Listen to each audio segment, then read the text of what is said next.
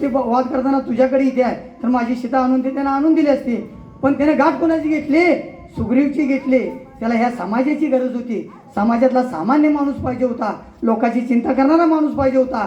ताकदीचा पैसेवान आपल्या गावात आता पैसेवान सरपंच केलाय, ही गोष्ट चालत नाही समाजाला.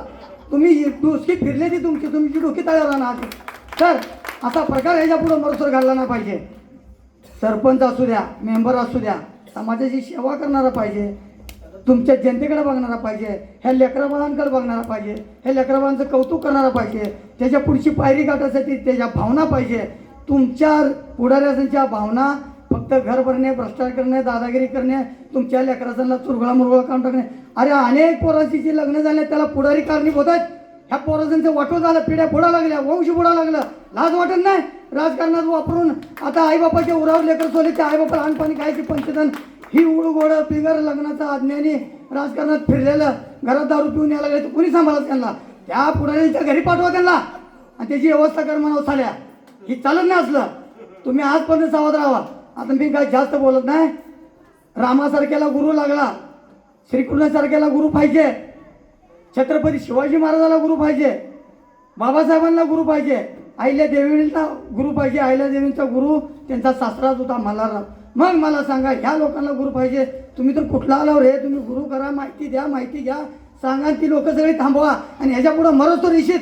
मास्तर फक्त शिक्षणासाठी शिक्षणाविषयी बोलणारच उभा राहायला पाहिजे, तुमच्या थडक्याला थांबला पाहिजे. एवढा तुमच्या दम आहे. तुमची बुद्धी सुप्त झाली, तुमची मानसिकता बिघडली आहे, तुमच्यावर प्रेशर आणलाय. त्यामुळं आज मुली पुढं बोलते आणि मुलं बेपत्ता आहेत. इथं बोलायला एक माणूस नाही, आता 10 वेळा म्हणते तुमची ऐकायची तयारी आहे, माझ्या असली ऐकायची तयारी नाही. म्हणून सांगतो मी तुमच्यासाठी आज जीव द्यायला बसलेला आहे. शशिकांत गावड्यासारखा पोरगा, त्याच्या हाताखाली चांगली पोरं घ्या आणि तुम्ही सगळं काम मार्गाला लावा. एका शिक्षकाच्या गाडीच्या कडेला चिपटून बसून त्याचा पैसा बिसा तुझ्या गाडीत घालून घे म्हणा. आम्हाला त्याचा पैसा नको, त्याचं पाडबळ नको, त्याची शक्ती बी नको. का? माझ्या पोटचं पोरगं बिघडते उद्या, त्याची अवस्था होत नाही. किती पोरांची जी लग्न नाही ती गावात सांगा, त्याला शिक्षक कारणीभूत आहेत. का म्हणलं तर राजकारणात वापरली, निम्यातनं सोडून दिली पोरं. दारू पिते ते निम्यातनं सोडून दिले. त्यांच्या बापाची पेंड आहे काय? हां, लेकरं आमची वापरायची ह्याने आणि नेमका आता सांभाळायचं आम्हाला परत आमच्यावर सोडून दिले. त्यांच्या लेकरं आणि ह्याने यांची लेकरं वाळं बायका. अहो निसर्ग हॉटेलमध्ये जेवायला जाते ती, 10,000 बिलं करते ती, आईस्क्रीम खाते ती. माझ्या माऊलीची लेक, माझ्या गरीबाचं पोरगं. अरे एखादं ते IPL आल्यावर गॅरगॅर घ्या म्हणलं तर 5 रुपये एखादं असते. तर मला सांगा ती पोरगी गॅरगॅर घ्यायला जाते. IPL विचारते, आयपा मामा आला, आयप मामा आला, गॅरगॅर द्या गे. पैसे मागितले त्याला गॅरगॅर पैसे द्यायला नसते तर त्या लेकराने खाली मान घालायची आणि अंगठ्यानं बोट जमिनीला खांडायचं. माझ्या आईची पगार होत्या म्हणायचं आणि खाली मान घालून त्या लेकरांनी इसरून द्यायचं, घरला जायचं. मादर चोत न म्हणा, तुमची लेकर 100 रुपयाचं आईस्क्रीम खाते देईल, माझ्या ह्या लेकर झालं 5 रुपयाचे गॅरगॅर मिळत नाही. लाजा वाटत नाही तुम्हाला? ह्याच्या पुढं गुरु शिष्याचं नातं नीट ठेवायचं असेल तर गुरुसारखं वागायचं, शिष्यानं शिष्यासारखं वागायचं आणि या मंडळीचा आदर्श घ्यायचा. ज्याला जमत नाही त्याने यांच्याकडे जावा, शिका, यांचं पाय धरा म्हणून मग गावात या. दारू प्यायला तर जर शिक्षकाने ह्याच्या पुढं जर तुम्ही मावा खाल्ला, पान खाल्लं, तंबाखू खाल्लं, दारू प्याला, राजकारणात आलात, सावकारकी केली आणि माझ्या ह्या लेकराबाळानं बघितलं तर त्यांची मानसिकता बिघडते. तुम्ही तोंडसुद्धा खाऊ नका. आणि तुम्हाला कोण आडवं बोललं तर बापू तरटे तुमच्या पाठीमागं आहे.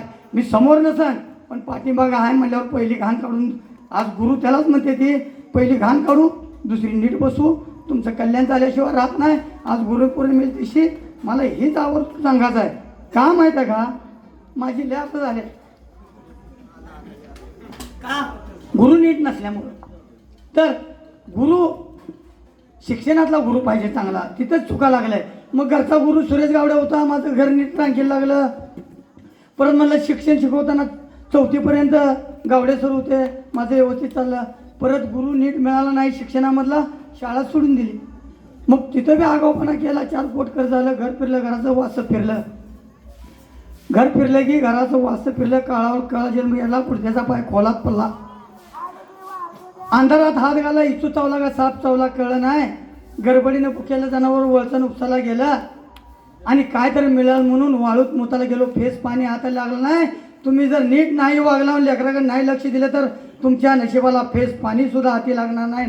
जर फेस पाणी हाती लागायचं असलं तुमची लेकरं तुमच्या ह्याच डोळ्यानं ह्याच टायमाला इथून पुढं आनंदानं सुखानं समृद्धीनं शांततेनं प्रगतीनं हसत खेळत आपल्या घरापुत्र आली आणि घरची मंडळी ते हसत खेळत वर्षाला सगळं आणपाणी मटेरियल शिल्लक ठेवून खाऊन पिऊन मस्त जरी राहील तरी बाद झालं रे. मला काय माझ्या गरीब लोकांनी कुठं रोज उठून 1500 बिल करावून बाहेर जेवून यावं आमची इच्छा नाही. घरातली हिरवी मिरची चटणी आणि भाकर खावं, पण इशित असं बसल्यावर 2 गोष्टी बोलायला मिळावं.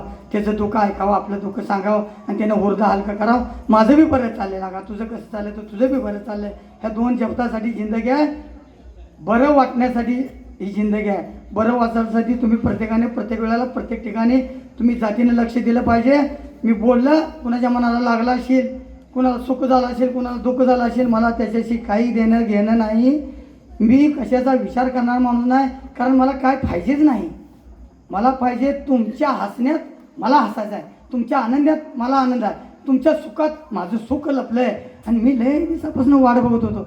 मागे 10 वर्षापूर्वी मी सावकारकीवरून शिक्षकांवर बोललो, पण माझा थाक्याला थोडा लागू दिला नाही. पण आता एक कारी माणूस जन्माला आला, एक कोरा करकरीत आला आहे, त्याचं नावच आहे शशिकांत सुरेश गावडे. तुम्ही ह्याला विसरू नका.